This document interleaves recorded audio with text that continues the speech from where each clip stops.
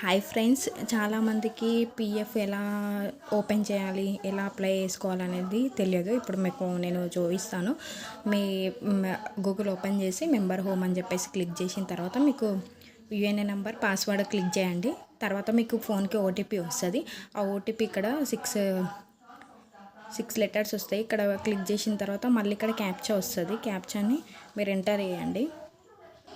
ఇలా ఎంటర్ చేసిన తర్వాత సబ్మిట్ కొట్టేస్తే మనకు పిఎఫ్ సైట్ అనేది ఓపెన్ అవుతుంది. చూడండి,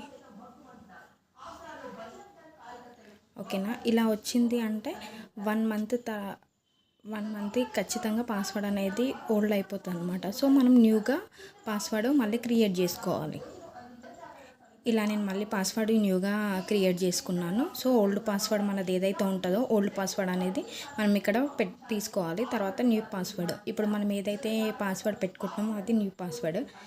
మళ్ళీ అది కన్ఫర్మ్ పాస్వర్డ్, అంటే ఇప్పుడు మనం ఏదైతే న్యూగా పెట్టుకుంటున్నామో అది కన్ఫర్మ్ క్లిక్ చేసేసి తీసుకున్న తర్వాత మనకి ఆధార్ ఓటీపీ అనేది వస్తుంది. ఏదైతే మన ఫోన్ నెంబర్ లింక్ ఉందో ఆధార్కి దానికి ఓటీపీ వస్తుంది. ఆ నెంబర్కి